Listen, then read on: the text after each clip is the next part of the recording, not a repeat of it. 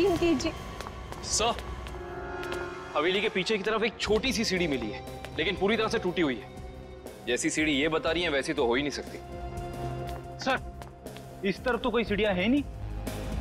Sir, मैं वहाँ की सीढ़ी की बात नहीं कर रही हूँ। सीढ़ी यहाँ थी इस जगह, और बड़ी सी सीढ़ी थी, और वहाँ से चढ़ के मैं ऊपर गई थी और मैंने विश मांगी। मैं झूठ नहीं बोल रही हूँ। मैं झूठ नहीं बोल रही।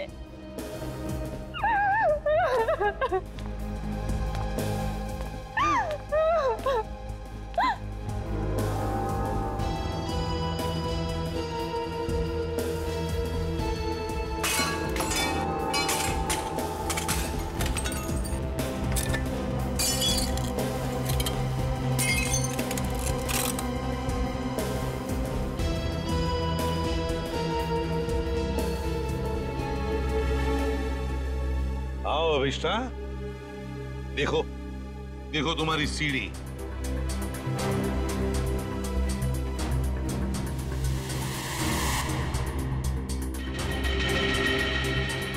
ये नहीं हो सकता, ये नहीं हो सकता। सीढ़ियाँ यही इसी जगह पर थी। किसने कहा था तुम्हें यहाँ इस हवेली में आने के लिए? तांत्रिक मिश्का ने। उसने कहा था कि इस हवेली में अपनी आंखों में पट्टी बांधकर जो भी विश मांगोगी वो पूरी होगी।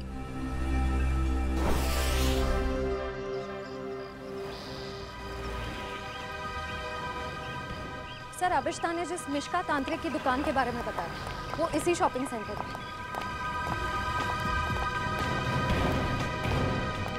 Shop number 108। ये पर ये तो कोई कोकाली इन्वेस्टमेंट का ऑफिस है। पक्का अभिष्टा ने इसी ऑफिस के बारे में बताया था। हाँ सर, उसने एड्रेस तो यही दिया था। रामू जल्दी करो, हमें शाम तक ये सब खाली करना है। Excuse me. जी कहिए।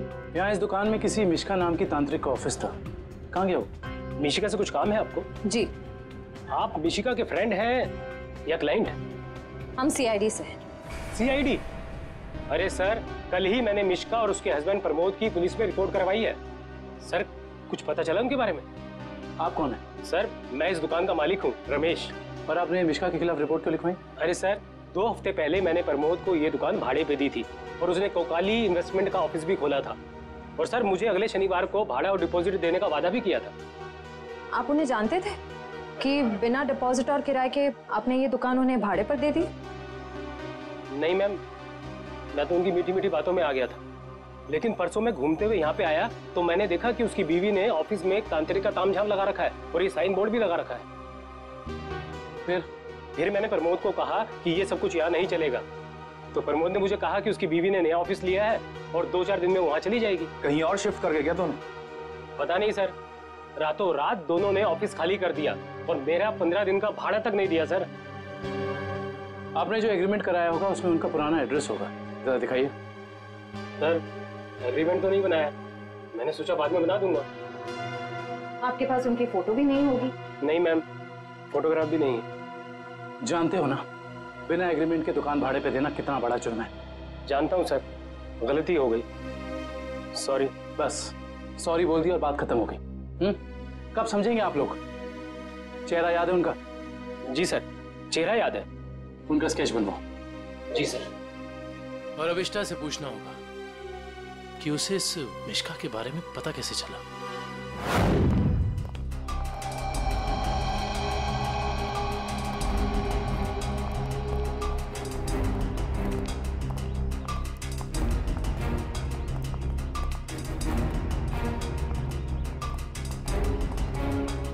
यहाँ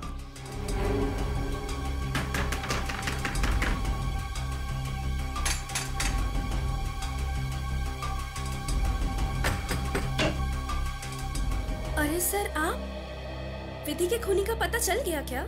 बहुत जल्द पता चल जाएगा, लेकिन तुम्हारे पास ऐसी कोई जानकारी है जो हम जानना चाहते हैं? जी, मेरे पास?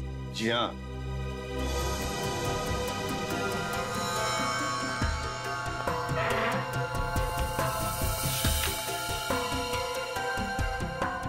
काफी शौकीन लगती हैं आप इन आत्माओं और अलौकिक कहानियों की। जी हाँ, मुझे डरावने उपन्यास और डरावनी फिल्में पसंद हैं। तुम्हें अभिष्ठा को उस तांत्रिक मिश्का के बारे में बताया ना?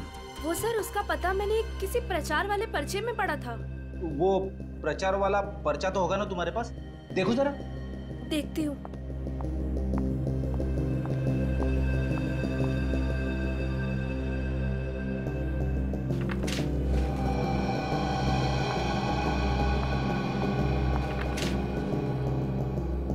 तंत्र विशेषज्ञ मिशिका, आत्मा अनुसंधान केंद्र, shop number 108, rainbow shopping mall. Sir, ये तो वही पता है जहां हम गए थे। नेत्रावती, एक बात बताओ, ये पता, इस तांत्रिक का पता क्यों दिया तुमने अभिष्ठा को? सर, वो अभिष्ठा परेशान रहने लगी थी और अजीब सा बर्ताव करने लगी थी। अजीब सा बर्ताव मतलब वो लाइट्स बंद करके घंटों अंधेरों में बैठी रहती थी, किसी से भी झगड़ पड़ती थी, और तो और लेक्चर में उसका ध्यान भी नहीं रहता था।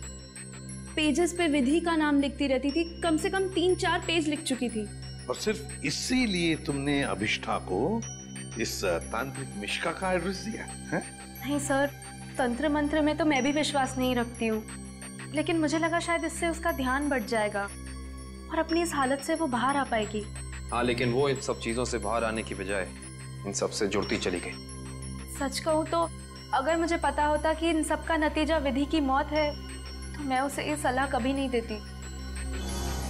ठीक है, अगर जरूरत पड़े हम तुमसे फिर मिलेंगे।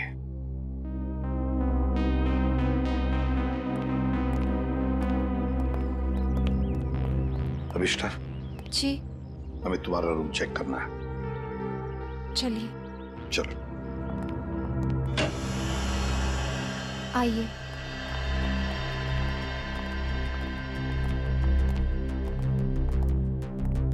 कमरे की अच्छी तरह से तलाशी ले लो।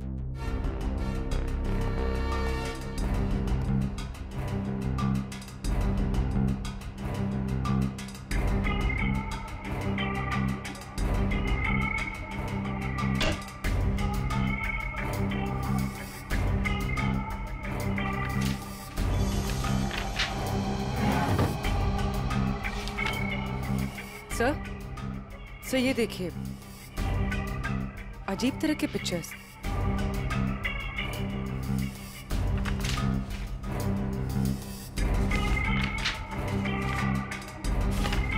क्या है ये सब तुमने बनाई?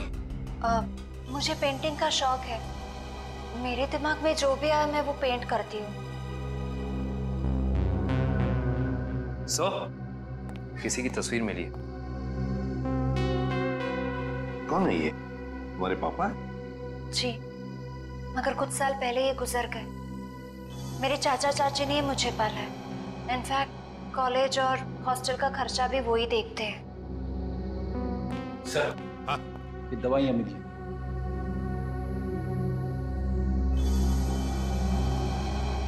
कैसी दवाइयां हैं ये? वो मेरा सर बार बार दुखता है तो ये उसी की दवाई है। Excuse me. सर, ये देखिए।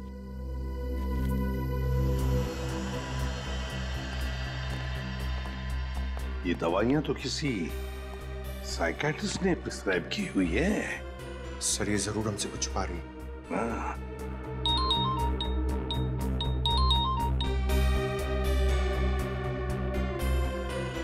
सर, उस तांत्रिक मिश्का और उसके पति का पता नहीं चला अब तक। ठीक है, पहले इस साइकियाट्रिस्ट से मिलते हैं और पूर्वी अभिष्ठा पर कड़ी नजर रखो।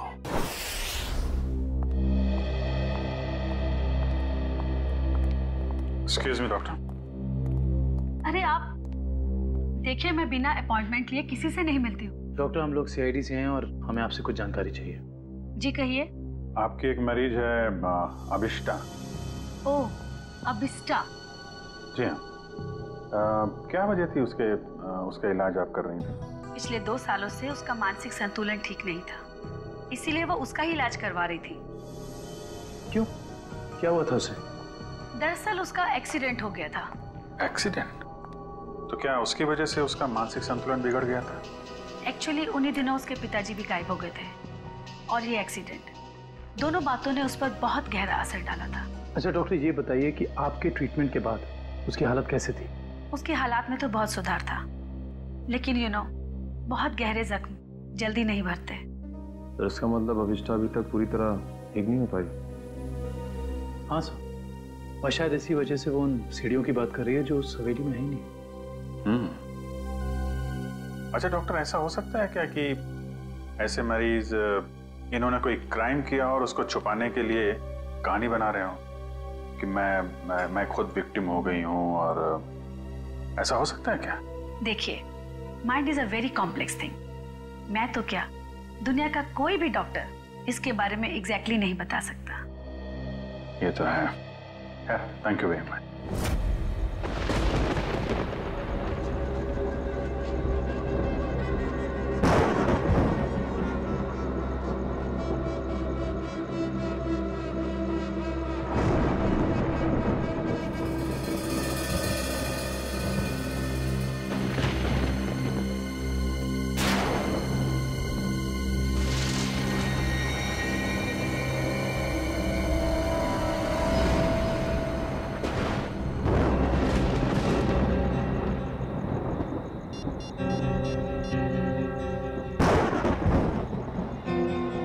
हेलो एसीपी साहब। सर वो कॉरिडोर में बैठी है, कहीं खोई हुई है। मैंने उस पर नजर रखी हुई है सर। ठीक है पूर्वी, उसके हर मूवमेंट पर नजर रखो, बताते रहना मुझे क्या क्या करती है वो। ओके? जी सर, कुछ भी अजीब होता है तो मैं आपको फोन करती हूँ।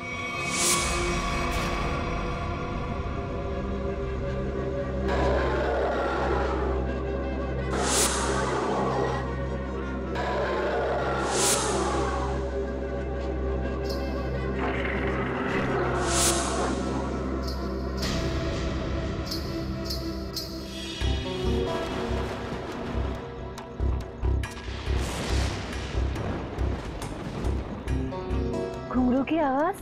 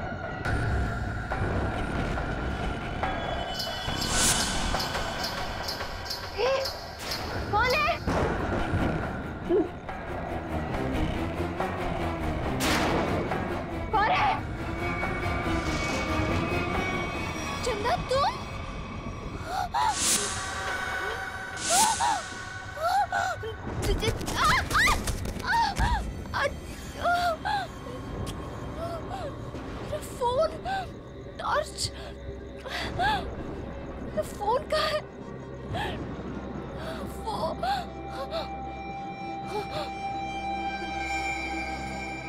चंदा कहाँ गायब हो गई?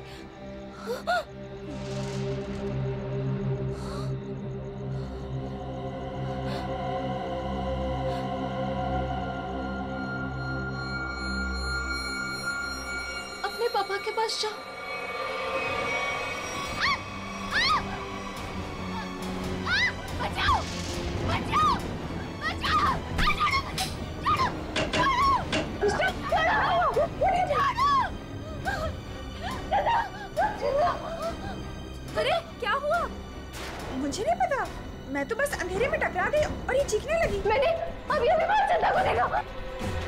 चंदा?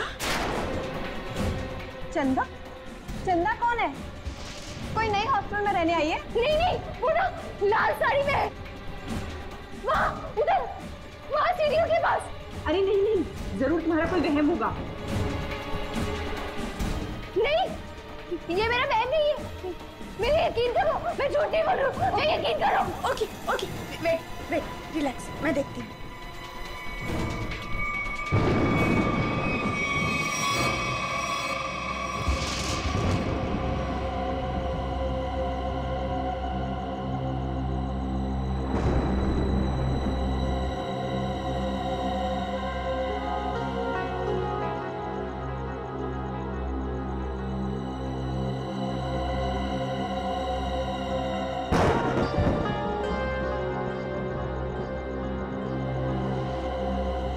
यहाँ पर तो कोई भी नहीं है और कुछ लिखा भी नहीं है।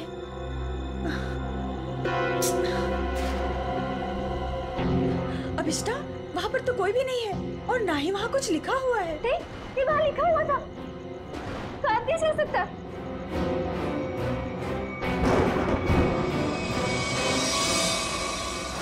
हॉस्टल से उस लाल साड़ी वाली औरत के बारे में कुछ पता चला? नहीं सर, पूर्वी ने पूरा हॉस्टल चेक किया है, ऐसी किसी भी औरत के होने का सुराग नहीं मिला है। और जो लाइट गई थी थोड़ी देर के लिए, कोई बाहर वाला था क्या? सब पूर्वी ग्राउंड फ्लोर पर थी और भी कई स्टूडेंट्स थे वहाँ पे।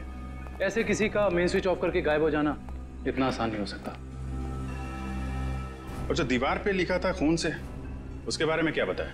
नहीं सर, दीवार पे किसी भी खून का निशान नहीं मिला और ना ही ऐसी किसी लाल स्याही का निशान मिला जो अचानक हवा में उड़ जाए, गायब हो जाए। इसका मतलब सविष्टा की दिमागी हालत बहुत बुरी है, तभी उसे ये सब दिखाई दे रहा है।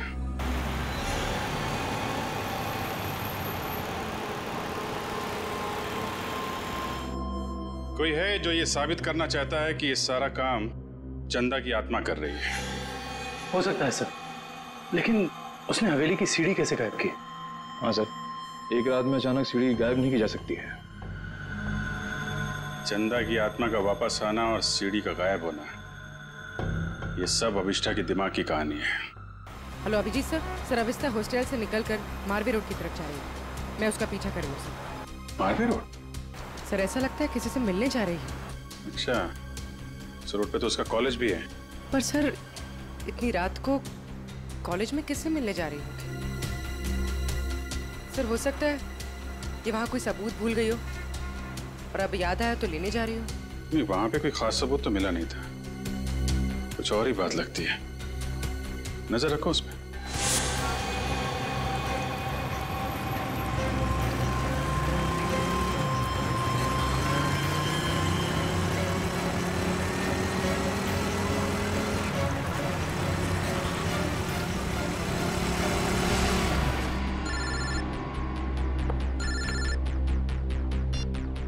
पूर्वी सर ये तो शहर से बाहर निकलने वाली एफडी रोड पर जा रही है। FD road?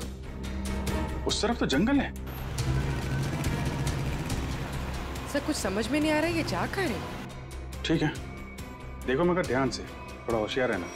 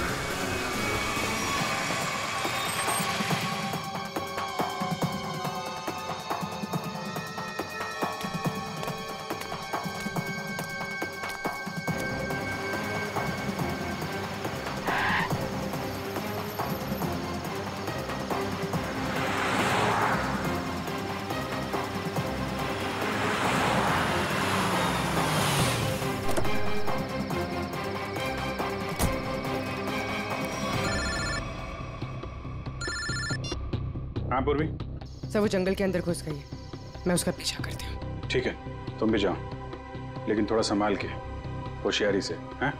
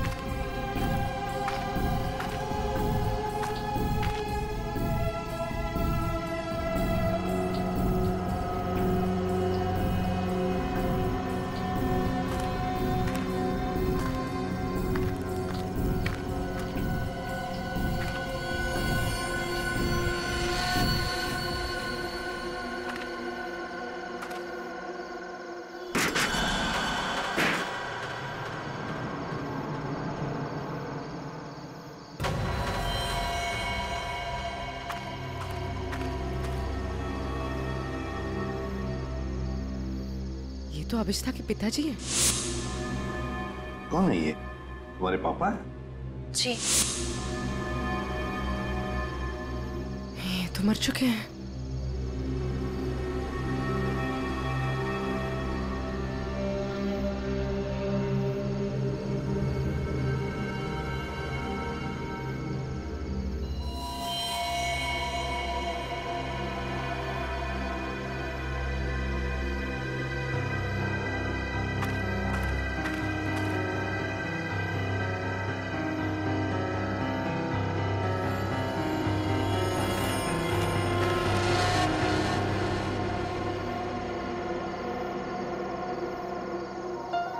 अभिष्ठा,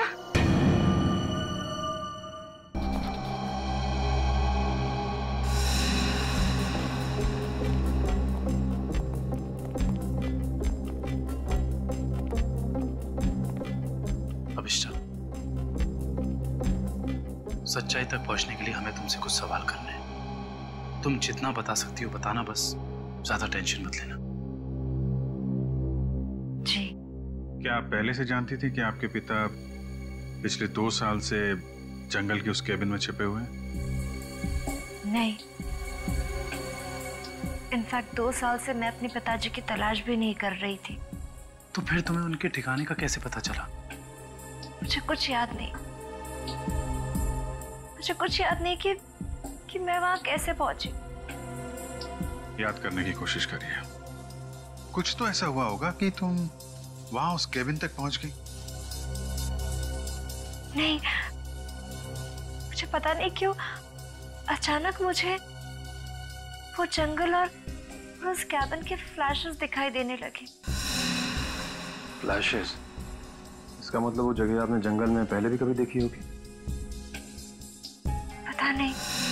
इंस्पेक्टर पूर्वी बता रही थी कि जंगल में कोई और भी तुम्हारा पीछा कर रहा था, जो तुम्हारे जरिए तुम्हारे पिताजी तक पहुंचना चाहता था। बता सकती है वो कौन हो सकता है? मैंने कहा ना, मुझे कुछ याद नहीं। मुझे सिर्फ इतना याद है कि जब मैं उस कैबिन में गई थी, वहां मुझे अपने पापा की चीखने की आवाज सुनाई दी, और जब मैं वहां देखने गई तो किसी ने मुझ पर पीछे से हमला किया। मैं बस इतना जानती और कुछ भी नहीं, कुछ नहीं। सर, आप लोग प्लीज बाहर जाइए, इन्हें आराम कर देंगे।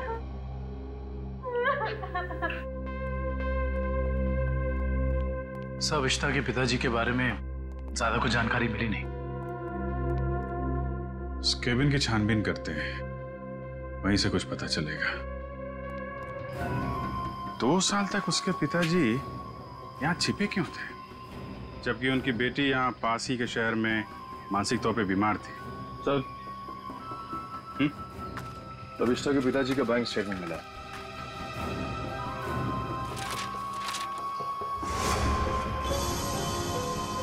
काफी सारे अकाउंट्स हैं इनके तो,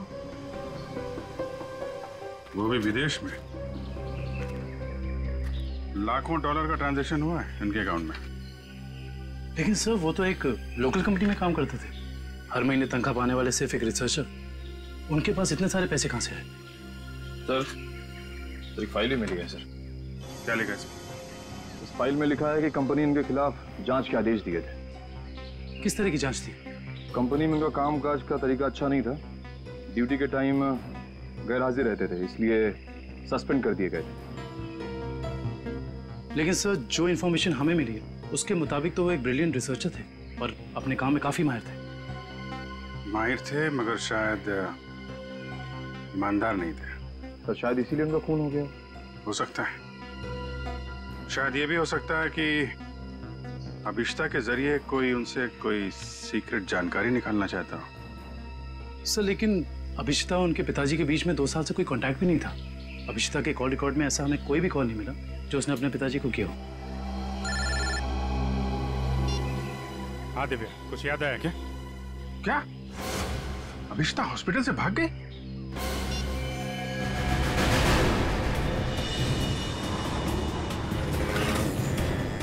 हेलो अभिष्टा, अभिष्टा कहाँ हो तुम? हवेली में? हेलो हेलो अभिष्टा, तुम ठीक तो हो?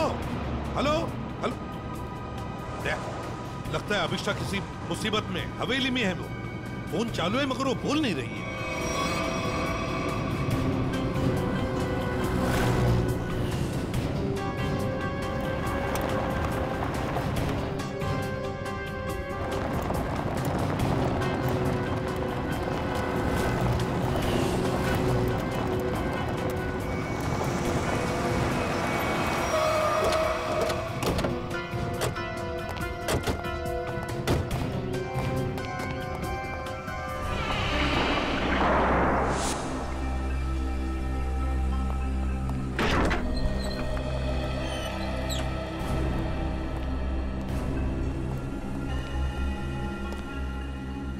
अभिष्टा, अभिष्टा? सर, अभिष्टा तो कहीं दिख नहीं रही। उसने मुझे फोन पर बताया कि वो इसी हवेली में है, वो यहीं पर होनी चाहिए। काम करो, चारों तरफ फैल जाओ, एक एक कोना छान मारो इस हवेली का।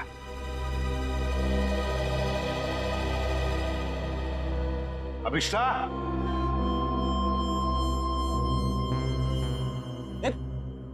कहाँ जा रहा है? अभिष्टा को ढूंढने से। मेरे साथ चल। अभिष्टा का तो पता नहीं है, मगर यहाँ पे आत्मा जरूर होगी। कभी सीढ़ी बनाती है तो कभी गायब कर देती है। इन आत्माओं का कोई भरोसा नहीं होता। मेरे साथ चल चल। लगता नहीं है ये अभिष्टा यहाँ पर आई थी। कैसे हो सकता है? उसने मुझे बताया था कि वो हवेली में ही है, हवेली में। उसका फोन ट्रैक करके देखो।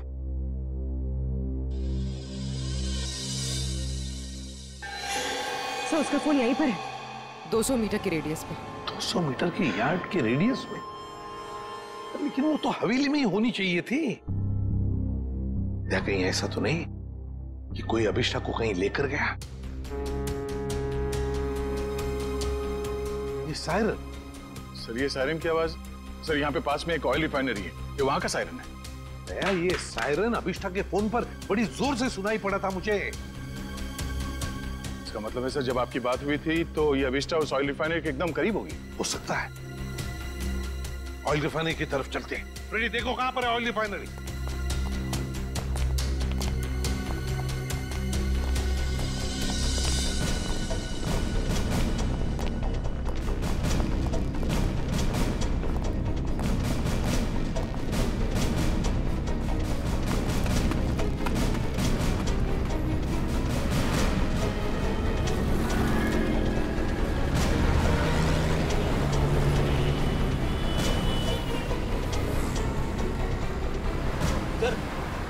ऑयल रिफाइनरी भी यहीं पे दिखा रही है।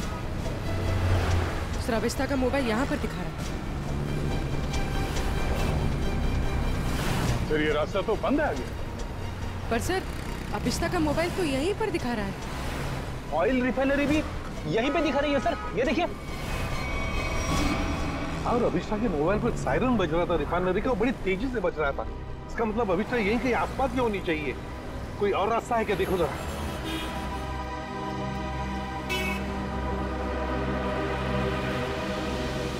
नहीं सर, और तो कोई रास्ता नहीं है। देखते हैं। कहीं ऐसा तो नहीं कि किसी ने जानबूझकर रास्ता बंद कर दिया है? देखो जरा।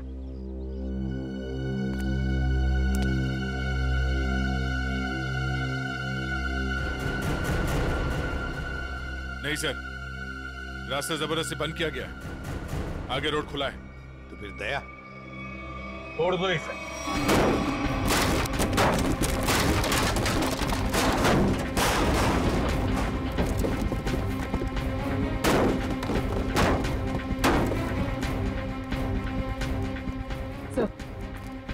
सर मोबाइल यहीं पर है सर। सर अभिष्टा का मोबाइल यहीं पर है। सर हाँ मोबाइल।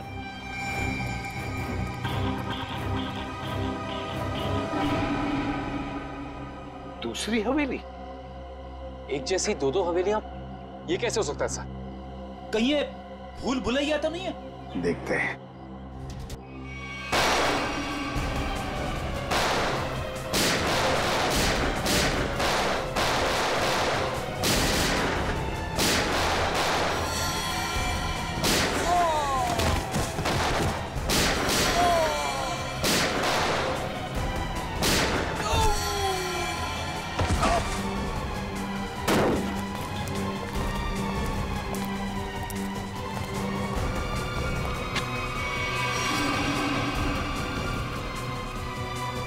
गुंडों को तो मार दिया, आत्मा को गोली कहां से मारूं? छोड़ो मुझे। रुक जा, वरना क्या कर लोगे? तुम लोग भी देखो इसकी मौत का तमाशा। सर प्लीज मुझे बचाइए, सर प्लीज मुझे बचाइए। छोटे से कोई नहीं बचा सकता इसको।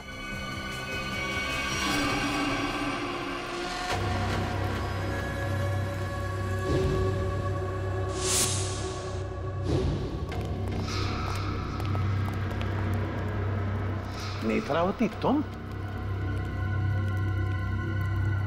हाँ मैं। एसीपी साहब, मैंने तो सोचा था कि मैं इस हवेली को जलाकर इसका नामो निशान मिटा दूंगी, फिर किसी को पता नहीं चलेगा कि एक जैसी दो हवेलियां हैं, एक सीढ़ी के साथ और एक सीढ़ी के बिना। और फिर आप सब लोग अभिष्टा को ही पागल समझेंगे। लेकिन अभिष्टा ने यहाँ आकर तुम्हारे प्लान पे पानी फेर दिया। हाँ, लेकिन मैं मेरा प्लान इतनी आसानी से बदलने नहीं दूंगी। तुम ऐसा कुछ मत करना नेत्रावती। जिससे तुम्हें जिंदगी भर पछताना पड़े, समझे? पछताओगे तो तुम सब, क्योंकि अभिष्टा के साथ तुम सब मरोगे।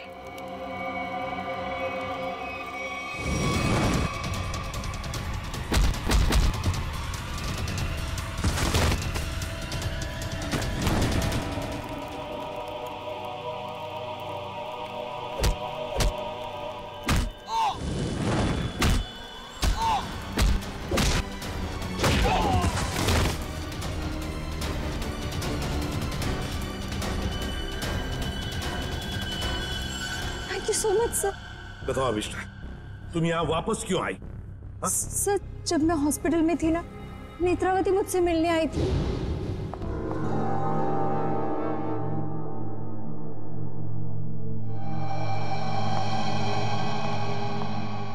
अभिष्टा, अभिष्टा, नेत्रावती तुम? आराम से। अभिष्टा, ये सब कैसे हो गया?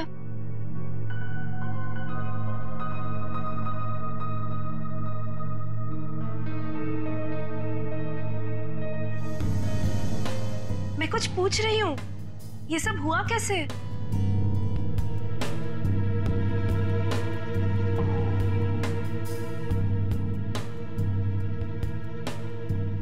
मुझे याद नहीं है। अरे, तुम कहाँ जा रही हो? वॉशरूम। पर नेत्रावती, तू ना कहीं मत जाना, हाँ?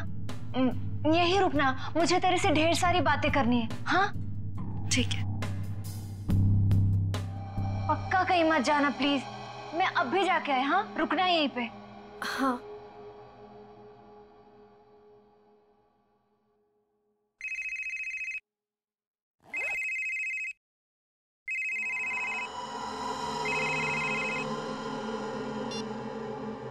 हेलो। हाँ हाँ, घबराओ मत, हमारा प्लान कामयाब हो गया।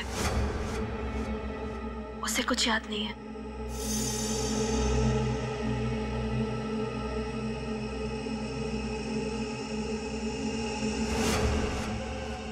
हाँ हाँ, बस यहाँ से निकल के मैं वहीं जा रही हूँ।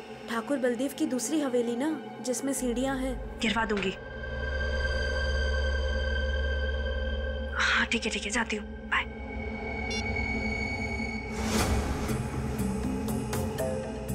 अभिष्टा। हाँ? मैं ना निकल रही हूँ, कुछ जरूरी काम है। Okay, bye. बाय।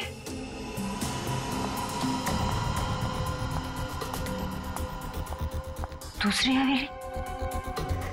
ये दूसरी हवेली का क्या मतलब है? पता लगाना होगा।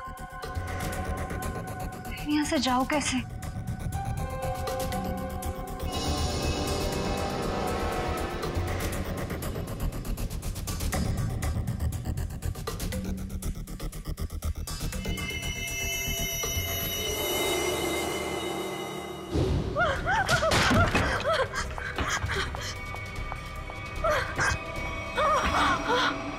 कौन करवा रहा है तुमसे ये सब? नहीं बताएगी? नहीं बताएगी?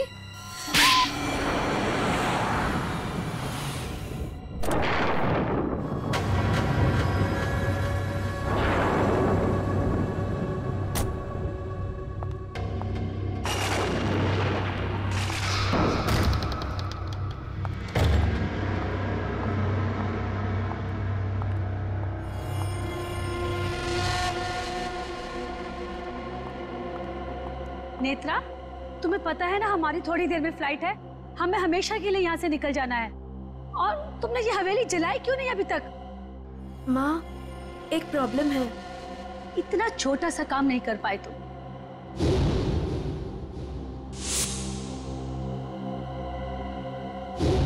आखिर क्या हो गया? वो अभिष्टा मेरे पीछे यहाँ पहुंची है। इसमें कौन सी बड़ी बात है?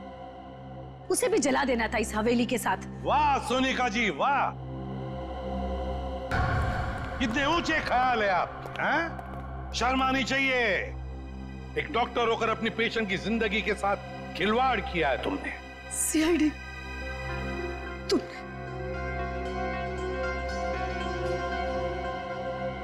मेरे पास और कोई रास्ता नहीं था।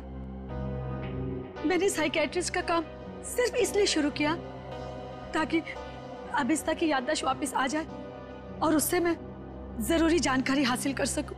और इसलिए अबिस्ता की याददाश्त वापस लाने के लिए तुमने ये सोचने पर उसे मजबूर किया कि विधि का खून उसी ने किया है ना? हाँ, अबिस्ता अपनी याददाश्त का एक हिस्सा खो चुकी थी एक्सीडेंट में, और उसे वापस लाने के लिए मुझे उससे मौत का खौफनाक अनुभव कराना बहुत जरूरी था। और ये सब पूरा करने के लिए तुमने वो मन्नत पूरा होने वाला खेल रचा और विधि को मार दिया। अबिस्ता के पिता कहाँ रहते हैं उसका पता लगाकर उसे बदला लेना चाहती थी, क्योंकि उन्होंने मेरे पति बुश, जो कि उनके साथ रिसर्च का काम करते थे, उनकी जान लेकर उनके सारे इंपॉर्टेंट डॉक्यूमेंट्स लेकर कहीं छिप गए। हमने उन्हें बहुत ढूंढा पर वो कहीं नहीं मिले। तुम अबिस्ता के पिता से बदला लेना चाहती थी, इसलिए उसकी याददाश्त वापस लाकर उनका पता जानना चाहती थी, है ना? हाँ, हमने बदला ले लिया। डॉक्टर सोनिका, अपने पति की मौत का बदला लेने के लिए तुम दोनों मां बेटियों ने एक मासूम विधि की जान ली थी। कानून तुम्हें कभी माफ नहीं करेगा। तुम्हें कड़ी से कड़ी सजा मिलेगी, कड़ी से कड़ी सजा। For more updates, subscribe to our channel, click the show links and enjoy watching the videos.